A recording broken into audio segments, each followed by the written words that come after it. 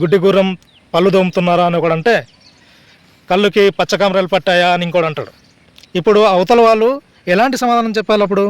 లేదండి మాకి పచ్చకామరాలు పట్టలేదు, కళ్ళు బాగానే ఉన్నాయి, కళ్ళకేం పచ్చకామరాలు పట్టలేదు అని చెప్పాలా? అరెస్ట్ అయిన తర్వాత చాలామంది క్రియేటర్స్ ఇదే కంటెంట్ మీద వీడియోలు చేస్తున్నారనమాట. కొందరు అతన్ని సపోర్ట్ చేస్తుంటే ఇంకొందరేమో ఆయన చేసింది తప్పని చెప్తున్నారు.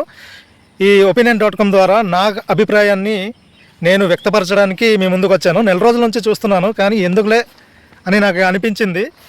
కానీ opinion.com కదా, నా ఒపీనియన్ కూడా చెప్పడంలో తప్పలేదు కదా, అందుకే మీ ముందుకు వచ్చాను. ఇప్పుడు ప్రశ్నిస్తున్నాను సమాజం తరపున అని చెప్పేవాళ్ళు పర్సనల్గా ఎందుకు టార్గెట్ చేస్తున్నారు? అక్కడే తప్పు అయిపోయింది. ఇప్పుడు ఒక ప్రశ్న వేశారు, ఆ ప్రశ్న ఎలా ఉండాలి? అవతల వాళ్ళు ఆన్సర్ చెప్పగలిగేలా ఉండాలి. ఆన్సర్ ఉన్న ప్రశ్న మీరు ప్రశ్నించడం ద్వారా చేయాలి.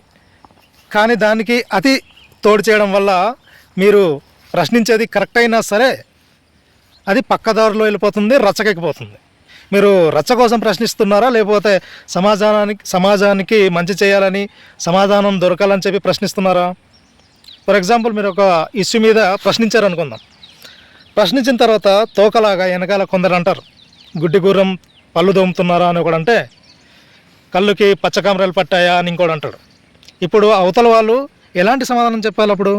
లేదండి మాకి పచ్చకామరాలు పట్టలేదు, కళ్ళు బాగానే ఉన్నాయి, కళ్ళకేం పచ్చకామరాలు పట్టలేదు అని చెప్పాలా? లేదండి మేము గుడ్డి గుర్రం పళ్ళు దోమట్లేదు, మేము ఆ ఇష్యూ మీద ఇంకా ఫాలోఅప్ చేస్తున్నాము అని చెప్పాలా? ఏమని చెప్పాలి?